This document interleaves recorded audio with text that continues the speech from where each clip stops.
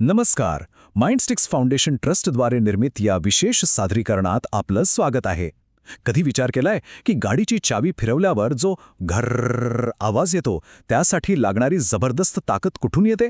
ती येते एका छोट्याशा पण शक्तिशाली डब्यातून. चला तर मग आज आपण याच लेड ॲसिड बॅटरीच्या आत डोकावून पाहूया. खरं तर हे एक छोटंसं रासायनिक इंजिनच आहे जे आपल्या बहुतांश गाड्यांना एका झटक्यात सुरू करतं. आजच्या प्रवासात आपण काय काय पाहणार आहोत? सगळ्यात आधी एकमार्गी आणि उलटसुलट ऊर्जेतला फरक समजावून घेऊ. मग बॅटरी डिस्चार्ज आणि चार्ज कशी होते हे बघू. त्यानंतर आपण बॅटरीच्या आत डोकावून तिची रचना पाहू आणि सगळ्यात शेवटी तिची काळजी कशी घ्यायची आणि सुरक्षितता कशी बाळगायची यावरही नजर टाकू. बरं, कधी हा प्रश्न पडलाय का की आपल्या टीव्ही रिमोटमधली बॅटरी एकदा वापरली की फेकून द्यावी लागते, पण गाडीची बॅटरी मात्र आपण वर्षानुवर्ष वापरतो. ह्या दोन्हींमध्ये नेमका फरक तरी काय आहे? या प्रश्नाचं उत्तर एका शब्दात आहे: उलटसुलट होण्याची क्षमता. म्हणजे बघा, रिमोटची बॅटरी म्हणजे एकमार्गी रस्ता, एकदा प्रवास संपला की झालं. पण गाडीची बॅटरी म्हणजे सेकंडरी बॅटरी ही दुमार्गी रस्त्यासारखी आहे. तिच्यातली रासायनिक प्रक्रिया पुढेही जाते आणि योग्य परिस्थितीत मागेही फिरते. चला मग आता बघूया की बॅटरी तिचं मुख्य काम म्हणजेच डिस्चार्जिंग नेमकं कसं करते. सोप्या भाषेत सांगायचं तर आज साठवलेल्या रासायनिक ऊर्जेचं रूपांतर ती विद्युत ऊर्जेत कसं करते. जेव्हा आपण गाडी सुरू करतो तेव्हा बॅटरीच्या आत एक रासायनिक क्रिया सुरू होते. इथे आपल्याला दिसतंय की लेडच्या प्लेट्स सल्फ्युरिक ॲसिडमध्ये बुडालेल्या आहेत. डिस्चार्ज होताना या दोन्ही गोष्टी एकमेकांवर प्रक्रिया करतात.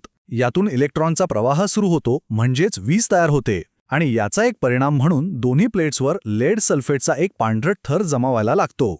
तर होतं काय की प्लेट्सवर हा लेड सल्फेटचा थर जमा होतो आणि त्याचवेळी ॲसिडमधलं पाणी वाढल्यामुळे ते पातळ होतं. थोडक्यात सांगायचं तर बॅटरीची ताकद कमी होऊ लागते. हेच ते लक्षण आहे ज्यामुळे आपल्याला कळतं की बॅटरी उतरली आहे. पण इथेच तर खरी जादू आहे. ही प्रक्रिया फक्त एका दिशेने होत नाही. आपण ही संपूर्ण रासायनिक क्रिया उलटी फिरवू शकतो आणि याच प्रक्रियेला आपण म्हणतो चार्जिंग. जेव्हा आपण बॅटरी चार्जरला लावतो तेव्हा तो चार्जर एका ताकदवान पंपासारखं काम करतो. तो विजेला म्हणजे इलेक्ट्रॉनच्या प्रवाहाला अक्षरशः उलट्या दिशेने ढकलतो. यामुळे काय होतं, जी रासायनिक क्रिया डिस्चार्ज होताना झाली होती ती तंतोतंत उलटी घडते. प्लेट्सवर जमा झालेला लेड सल्फेटचा थर निघून जातो आणि ॲसिड पुन्हा दाट म्हणजेच शक्तिशाली बनतं. बॅटरीचं एकदा पूर्ण डिस्चार्ज होणं आणि पुन्हा पूर्ण चार्ज होणं या एका चक्राला सायकलिंग असं म्हणतात. एका निरोगी चांगल्या बॅटरीमध्ये हे चक्र शेकडो वेळा पूर्ण होऊ शकतं आणि याच सायकलच्या संख्येवरून बॅटरीचं आयुष्य ठरतं. आतापर्यंत आपण प्रक्रिया तर समजून घेतली, पण ही जादू घडवणारे आतले घटक तरी कोणते आहेत? चला आता बॅटरीच्या आत डोकावून पाहूया. हे बघा, इथे एका सेलची रचना दाखवली आहे. यात आपल्याला दोन प्रकारचे प्लेट्स दिसतात, पॉझिटिव्ह आणि नेगेटिव्ह. या प्लेट्स एकावर एक रचलेले नसतात, तर एका सँडविचप्रमाणे एकाआड एक ठेवलेल्या असतात. असं का?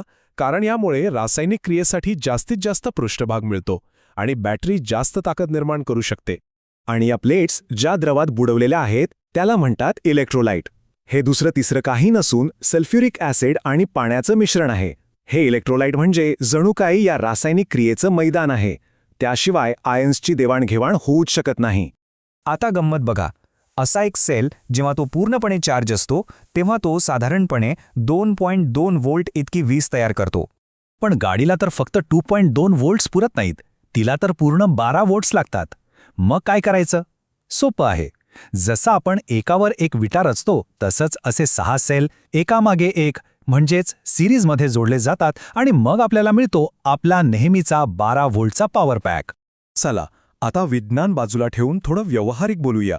बॅटरीची तब्येत कशी तपासायची आणि सगळ्यात महत्त्वाचं तिला सुरक्षितपणे कसं हाताळायचं हे माहीत असणं खूप गरजेचं आहे. बॅटरीचा चार्ज किती आहे हे तपासण्याचा एक जुना आणि खात्रीशीर मार्ग आहे तिच्या इलेक्ट्रोलाइटची घनता मोजणं. याला स्पेसिफिक ग्रॅव्हिटी म्हणतात. हे अगदी सोपं आहे. जसं दुधात पाणी जास्त झालं की ते पातळ लागतं, तसंच इलेक्ट्रोलाइटमध्ये पाणी वाढलं की त्याची घनता कमी होते, म्हणजेच चार्ज कमी होतो, कारण ॲसिड पाण्यापेक्षा जड असतं. आणि ही घनता मोजण्यासाठी जे उपकरण वापरतात ते आहे हायड्रोमीटर. हे एखाद्या मोठ्या ड्रॉपरसारखं दिसतं. यातून थोडं इलेक्ट्रोलाइट आत घेतलं की आतली कांडी द्रवाच्या घनतेनुसार वर किंवा खाली तरंगते. कांडी जेवढी जास्त वर तरंगेल समजावं की ॲसिड दाट आहे आणि बॅटरी चांगली चार्ज आहे. एकंदरीत सोपं गणित आहे. जर हायड्रोमीटरवरचं रीडिंग 1.280च्या आसपास आलं तर समजायचं की बॅटरी 100% चार्ज आहे. आणि हीच रीडिंग जर 1.150 पर्यंत खाली आलं तर बॅटरी जवळजवळ पूर्णपणे डिस्चार्ज झाली आहे असं समजावं. आणि आता सगळ्यात महत्त्वाचा मुद्दा, सुरक्षा. बॅटरी चार्ज करताना काही गोष्टींची काळजी घेणं खूप महत्त्वाचं आहे. पहिलं म्हणजे चार्जिंगची जागा हवेशीर असावी, कारण चार्जिंग वेळी हायड्रोजन वायू तयार होतो जो स्फोटक असू शकतो. चार्जर जोडताना नेहमी आधी पॉझिटिव्हला पॉझिटिव्ह जोडावं. निर्मात्यांनी सांगितलेल्या क्षमतेपेक्षा जास्त वेगाने कधीही चार्ज करू नका. हो, आणि बॅटरीचे व्हेंट प्लग उघडे ठेवा जेणेकरून वायू बाहेर पडू शकेल. सगळ्यात महत्त्वाचं, डोळ्यांवर सेफ्टी गॉगल्स नक्की घाला. जवळपास 150 वर्षांपासून एका छोट्या डब्यात सुरू असलेले हे रासायनिक नृत्य आपल्या जगाला ऊर्जा देत आलं आहे. या एका साध्या पण प्रभावी शोधाने आपलं आयुष्य बदलून टाकलं.